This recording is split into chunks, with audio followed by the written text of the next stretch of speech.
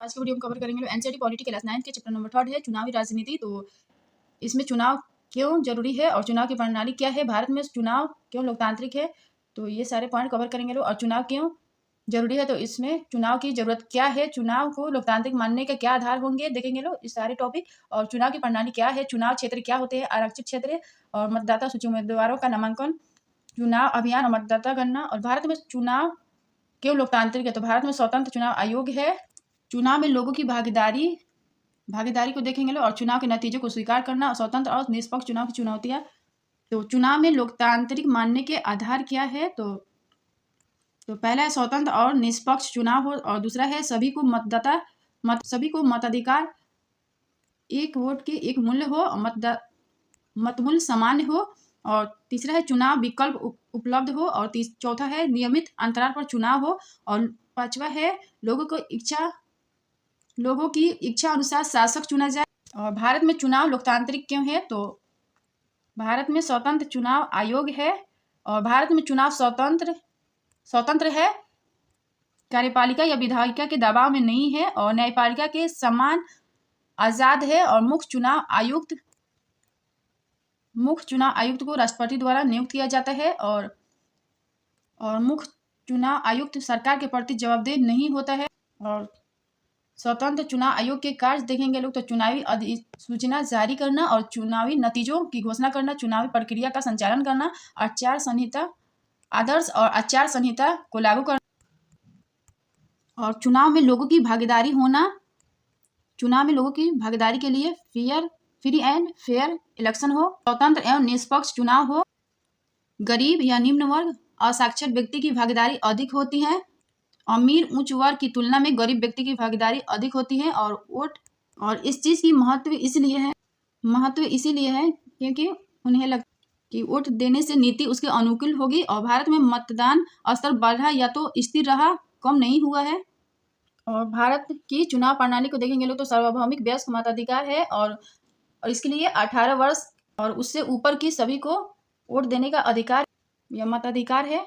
दूसरा है कमजोर वर्गों के प्रतिनिधित्व, तो अनुसूचित जाति अनुसूचित जनजातियों के लिए सीटों का आरक्षण। और तीसरा पॉइंट है खुली राजनीतिक प्रतिद्वंदिता, तो सभी को पार्टी बनाने या चुनाव लड़ने की आज़ादी है। और एक मत एक मूल्य, तो हर चुनाव क्षेत्र में लगभग बराबर मतदाता होनी चाहिए।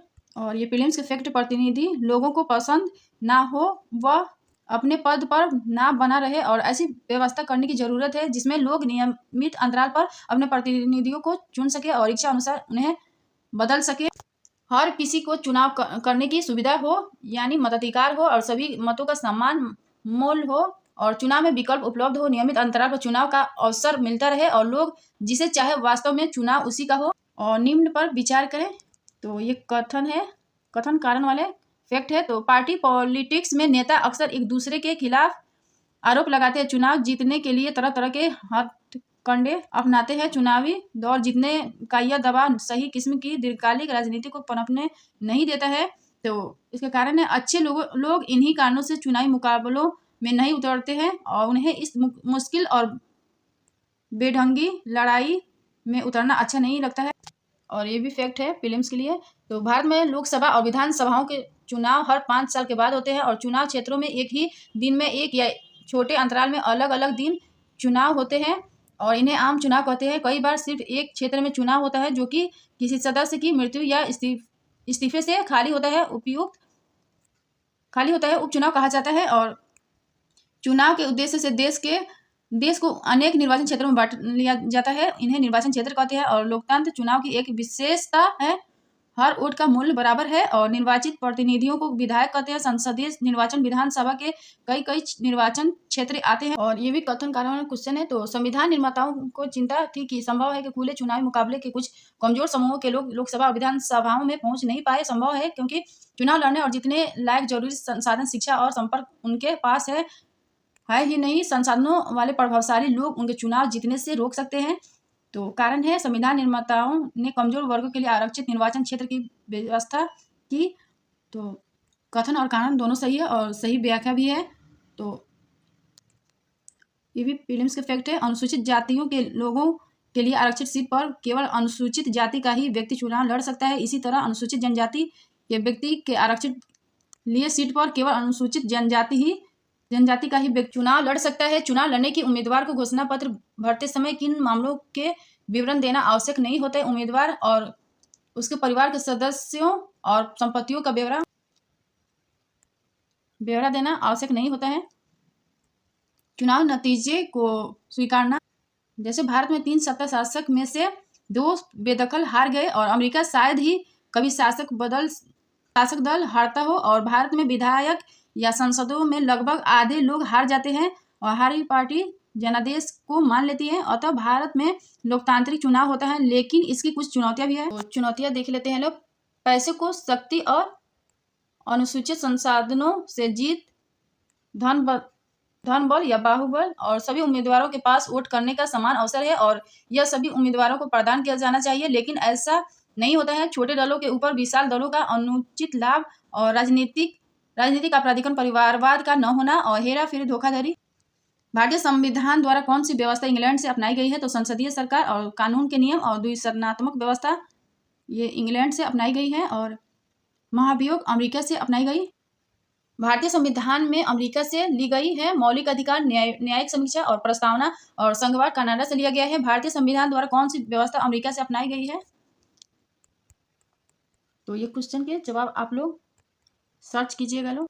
और भारतीय संविधान में कई प्रावधान अमेरिका संविधान से लिए गए हैं, जैसे उपराष्ट्रपति के पद और न्यायपालिका की स्वतंत्रता, अध्यक्ष और महाभियोग और अध्यक्ष और उपाध्यक्ष के कार्य, और सर्वोच्च न्यायालय और उच्च न्यायालय के न्यायाधीश का निष्कासन और मौलिक अधिकार, न्यायिक समीक्षा, संविधान की प्रस्तावना। ये सारे प्रावधान अमेरिका के संविधान से लिए गए हैं। और चैप्टर नंबर 4 है संस्थाओं का कामकाज। तो प्रमुख नीतिगत फैसले कैसे लिए जाते हैं और हमें संसद क्यों चाहिए? राजनीतिक, कार्यपालिका और न्यायपालिका देखेंगे। तो प्रमुख नीतिगत फैसले क्यों लिए जाते हैं, कैसे लिए जाते हैं? तो इसी फैसले के लिए हमें राजनीतिक आवश्यकता हो। तो इसे हम लोग 3 पार्ट में कवर करेंगे। तो पहला है एक सरकारी आदेश, दूसरा है निर्णय करने वाले, और तीसरा है राजनीतिक संस्थाओं की आवश्यकता। तो ये 3 बातों के आप लोगों को पढ़ना है। नेक्स्ट पॉइंट है संसद। तो हमें संसद की आवश्यकता क्यों है? 3 पार्ट में संसद को भी पढ़ेंगे लोग। तो हमें संसद की आवश्यकता क्यों है? संसद के 2 सदन है, लोकसभा वर्सेस राज्यसभा। संसद के 2 सदन होते हैं, लोकसभा और राज्यसभा। और दूसरा टॉपिक है राजनैतिक और अस्थायी कार्यपालिका कौन कौन होंगे। और प्रधानमंत्री या मंत्री परिषद को देखेंगे लोग, और प्रधानमंत्री के अधिकार, और एक सरकारी निर्णय देखेंगे लोग। और इस सरकारी निर्णय में हमने ओबीसी के 27% आरक्षण की बात। और दूसरा पॉइंट देखेंगे लोग, निर्णय करने वाले कौन होंगे। तो और इसमें देखेंगे लोग तो राष्ट्राध्यक्ष राष्ट्रपति होंगे, और देश के औपचारिक प्रमुख होते हैं राष्ट्रपति, और सरकार के प्रमुख प्रधानमंत्री होंगे, और कार्यकारी का वास्तविक प्रमुख होता है प्रधानमंत्री, पीएम। और प्रधानमंत्री की सिफारिश पे प्रधानमंत्री सिफारिश करेंगे, मंत्री बनाने की सिफारिश करेंगे, और इन्हें राष्ट्रपति के द्वारा नियुक्त किया जाएगा या नियुक्त करेगा। नेक्स्ट है 1989 में बीपी मंडल कमेटी गठित की गई, और इस बीपी मंडल के द्वारा कहा गया था सामाजिक और शैक्षणिक, ये दोनों हमारे आधार है या आरक्षण के आधार है। और नई सरकार बनती है 6 अगस्त 1990 की नई सरकार बनती है, और इसे लागू कर देती है, और लागू करने के बाद विवाद होती है। तो ये मामला सुप्रीम कोर्ट में पहुंच गया, और सुप्रीम कोर्ट में सभी के सुनवाई एक लिफाफे में कर दी गई, जिसका नाम था इंदिरा साहनी एवं अन्य बनाम भारत सरकार वाद। ये वाद था, और इस वाद में सुनवाई या फैसले दिया कि आरक्षण अवैध नहीं है, घोषित अच्छी स्थिति है तो आरक्षण नहीं है। सुप्रीम कोर्ट के फैसले में कहा गया कि आरक्षण अवैध नहीं है, घोषित अगर अच्छी स्थिति है तो आरक्षण का लाभ नहीं मिलेगा। राजनीतिक संस्थाओं की आवश्यकता में देखेंगे तो नागरिकों की सुरक्षा सुनिश्चित करने के लिए और उन सबको स्वास्थ्य और शिक्षा सुविधाएं मुहैया कराने के लिए विभिन्न कल्याणकारी योजनाओं लागू करने के लिए राजनीतिक संस्थाओं की आवश्यकता होती है।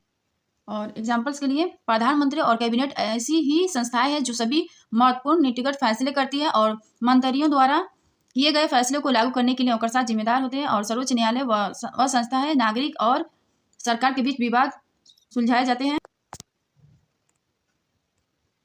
नेक्स्ट टॉपिक है संसद पार्लियामेंट। तो संसद की आवश्यकता क्यों और संसद के सदन देखेंगे लोग तो, और लोकसभा वर्सेस बनाम राज्यसभा के देखेंगे। और संसद के 2 सदन है, पहला है लोकसभा, दूसरा है राज्यसभा।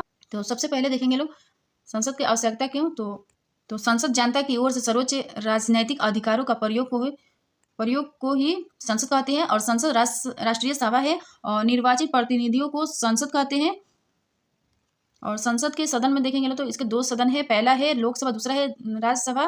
तो पहला है लोकसभा, तो लोकसभा में देखेंगे तो लोकसभा सीधे जनता के द्वारा चुने गए लोग होंगे और इसे हाउस ऑफ पीपल लोकप्रिय सदन कहते हैं। दूसरा है राज्यसभा, तो राज्यसभा में लोग अप्रत्यक्ष रूप से चुने जाते हैं और इसे काउंसिल ऑफ स्टेट कहते हैं, राज्य परिषद कहते हैं।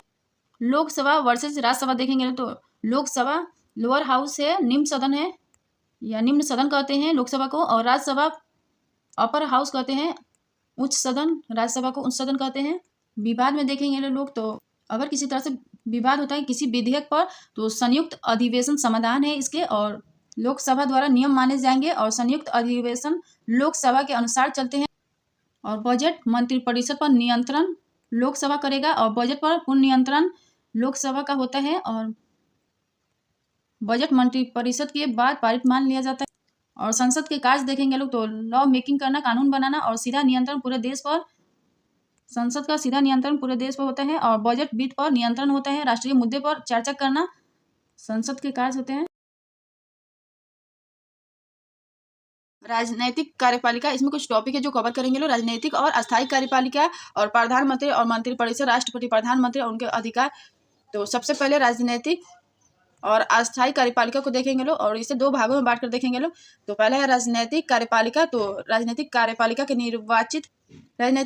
को निर्वाचित किया जाता है जनता के द्वारा और इसमें मंत्री मिनिस्टर आते हैं और जनता के द्वारा किसी खास अवधि के लिए नियुक्त किया जाता है। दूसरा है नियुक्त कार्यपालिका। तो ये सरकार द्वारा अस्थायी नियुक्ति होती है और इसमें आईएएस सचिव आते हैं। और राजनैतिक कार्यपालिका की ज़्यादा महत्व होती है क्योंकि लोकतंत्र में लोगों के महत्व है और लोग चुन रहे हैं, इसलिए राजनैतिक कार्यपालिका के ज़्यादा महत्व है। ज्ञान न हो लेकिन फिर भी महत्व है। और सरकार द्वारा अस्थायी नियुक्ति में सचिव प्रशासनिक सेवा सिविल सर्वेंट होगा। दूसरा टॉपिक है प्रधानमंत्री और मंत्रिपरिषद। तो प्रधानमंत्री को जनता द्वारा चुनाव नहीं होगा और राष्ट्रपति द्वारा नियुक्त किया जाता है और लोकसभा के बहुमत दल के नेता को राष्ट्रपति पीएम चुनेंगे। और प्रधानमंत्री द्वारा सिफारिश करने पे राष्ट्रपति मंत्रियों की नियुक्ति करते हैं, लेकिन कुछ शर्त है। सदन का सदस्य मंत्री, जो सदन का सदस्य है उसी को मंत्री बनाया जाए, कुछ शर्त है। और अगर सदन का सदस्य नहीं है तो 6 माह के अंदर किसी सदन की सदस्यता लेना अनिवार्य होगा। तो ये मंत्रिपरिषद के शर्त है। तीसरा देखेंगे लोग मंत्रिपरिषद। मंत्रिपरिषद के मतलब जहाँ पे सारे मंत्री हो वही मंत्रिपरिषद है। और मंत्रिपरिषद में 3 तरह के मंत्री होते हैं। पहला है कैबिनेट मंत्री, और कैबिनेट मंत्री में संसदीय लोकतंत्र में कैबिनेट रूप, क्योंकि अधिकांश जो फैसले हैं वो कैबिनेट के द्वारा लिए जाते हैं। और प्रमुख मंत्रालयों का प्रभार होंगे कैबिनेट मंत्री। और दूसरा है स्वतंत्र प्रभार वाले राज्य मंत्री, और ये छोटे मंत्रालयों का प्रभार होगा। और तीसरा है राज्य मंत्री, ये अपने विभाग के कैबिनेट मंत्री से जुड़े होंगे। नेक्स्ट टॉपिक है प्रधानमंत्री के अधिकार। तो संसदीय सरकार को प्रधानमंत्री सरकार भी कहा जाता है। और प्रधानमंत्री के अधिकार देखेंगे लोग तो सरकार का प्रमुख होता है प्रधानमंत्री, और कैबिनेट की बैठक की अध्यक्षता करना, और विभिन्न विभागों के कार्यान्वयन का समन्वय करना, विभागों की निगरानी करना, और मंत्रियों के कार्यों का वितरण तथा पुनर्वितरण करना। प्रधानमंत्री के त्याग पत्र पर पूरे मंत्रिपरिषद को त्याग पत्र देना पड़ेगा। और ये कुछ फैक्ट है। सरकार के पास बहुमत नहीं होता है, गठबंधन सरकार होती है। और प्रधानमंत्री फैसले लेने के लिए स्वतंत्र नहीं होता है। और प्रधानमंत्री के अधिकार में कुछ व्यक्तित्व विशेष की बात करें तो जैसे जवाहरलाल नेहरू, इंदिरा गांधी, नरेंद्र मोदी, जिसका व्यक्तित्व ज़्यादा अच्छा होगा वो एक अच्छे सरकार माने जाते हैं। नेक्स्ट टॉपिक है राष्ट्रपति। तो भारत के राष्ट्रपति राष्ट्राध्यक्ष है। तो ये नाम मात्र का प्रमुख होते हैं और इनकी स्थिति देखेंगे तो ब्रिटेन की महारानी के समकक्ष इनके स्थिति होती है। राष्ट्रपति नाम मात्र का प्रमुख होते हैं और राष्ट्रपति ब्रिटेन की महारानी के समकक्ष इनकी स्थिति होती है। और राष्ट्रपति के कार्य देखेंगे लोग तो देश की सभी राजनीतिक संस्थाओं की निगरानी करना, और ये तीनों सेनाओं का सर्वोच्च सेनापति होता है। सारी नीति और गतिविधियां राष्ट्रपति के नाम पर होती हैं। राष्ट्रपति लगभग सारे नियुक्ति करते हैं, जैसे मुख्यमंत्री, मुख्य न्यायाधीश की नियुक्ति और राज्यपाल की नियुक्ति, चुनाव आयुक्त की नियुक्ति, प्रधानमंत्री की नियुक्ति, ये सारे राष्ट्रपति करते हैं। इस टॉपिक के न्यायपालिका की संरचना की बात करेंगे तो सबसे शीर्ष स्तर पर सुप्रीम कोर्ट होता है और दूसरे स्तर पे हाई कोर्ट, तीसरे स्तर पे जिला न्यायालय और चौथे स्तर पर स्थानीय स्तर। और ये जो सम्मिलित रूप है इसी को हम न्यायपालिका कहते हैं। लोकतंत्र में स्वतंत्र और प्रभावशाली न्यायपालिका हो या होनी चाहिए। कार्यपालिका या विधायिका के दबाव से स्वतंत्र होंगे। लोकतंत्र में स्वतंत्र और प्रभावशाली न्यायपालिका होनी चाहिए और इस स्वतंत्रता के अर्थ है कार्यपालिका या विधायिका के दबाव से स्वतंत्र होंगे। तो न्यायपालिका की आवश्यकता क्यों? तो अपीलीय अधिकार के लिए आवश्यकता है और सरकारी कार्रवाइयों को आंका जा सके, इसीलिए न्यायपालिका की आवश्यकता है। और निष्पक्ष न्याय के लिए न्यायपालिका की आवश्यकता है और विवादों के समाधान के लिए न्यायपालिका आवश्यक है। जैसे राज्य या राज्यों के बीच विवाद, राज्य या केंद्र में विवाद होता है और केंद्र में विवाद या नागरिक में विवाद होता है, तो ये सब के समाधान के लिए न्यायपालिका द्वारा किया जाता है या ये सब के समाधान न्यायपालिका करेगी। लास्ट चैप्टर है लोकतांत्रिक अधिकार। अधिकार के अर्थ है, अधिकार का अर्थ होता है किसी व्यक्ति का दावा, तो किसके प्रति? तो सरकार या संस्था या व्यक्ति, तो चाहे वो सरकार हो, संस्था या समाज हो या व्यक्ति हो, तो ये तीनों पे आप दावा कर सकते हैं और वही आपके अधिकार है। और ये अधिकार अपने लिए ही नहीं है, दूसरे के प्रति भी सचेत रहो, तो ये सही मायने में अधिकार है। और अधिकार वे तार्किक दावा है, तो इसमें दो बातें हैं, पहला है समाज में स्वीकृति हो, दूसरा है अदालत इसे मान्यता देता हो। और अधिकार इसलिए आवश्यक है कि बहुसंख्यक के दमन से अल्पसंख्यकों की रक्षा करते हैं, इसलिए अधिकार आवश्यक। तो अधिकारों की आवश्यकता क्यों? तो सरकार अपनी मनमानी न कर पाए और मतदान अधिकार के लिए और लोगों द्वारा निष्पक्ष लोगों के प्रति और बहुसंख्यक के द्वारा अल्पसंख्यकों के अधिकार न छीने जाए। और हमारे संविधान में लिखित रूप से अधिकारों का उल्लेख है और मूलाधिकार क्यों दिए जा सकते हैं? तो मानव को केवल मनुष्य होने के नाते व्यक्तित्व के विकास के लिए दिए जाते हैं। अब देखेंगे लोग कौन से फंडामेंटल राइट है जो हम लोगों के दिए, तो इस एक डायग्राम से कवर करेंगे लोग। नेक्स्ट टॉपिक है फंडामेंटल राइट किसे कहते हैं और कौन कौन से अधिकार हैं जो हमें दिए गए और संविधान में कौन कौन से मूलाधिकार प्राप्त हैं। तो सबसे पहले देखेंगे लोग धार्मिक स्वतंत्रता का अधिकार, आर्टिकल 25 से 28 है। दूसरा है संवैधानिक उपचारों का अधिकार, आर्टिकल 32 है। और तीसरा है स्वतंत्रता का अधिकार, आर्टिकल 19 से 22 है। और चौथा है संस्कृति और शिक्षा का अधिकार, आर्टिकल 29 से 30 है। पांचवा है शोषण के विरुद्ध अधिकार, आर्टिकल 23 से 24 है। छठा है समानता का अधिकार, आर्टिकल 14 से 18 है। और मूल अधिकारों में देखेंगे लोग तो इन अधिकारों में किसी का भी हनन होने पर सुप्रीम कोर्ट में लागू कराया जा सकता है। और अमेरिका के फंडामेंटल राइट से अमेरिका के बिल ऑफ राइट से हमने फंडामेंटल राइट को लिया है।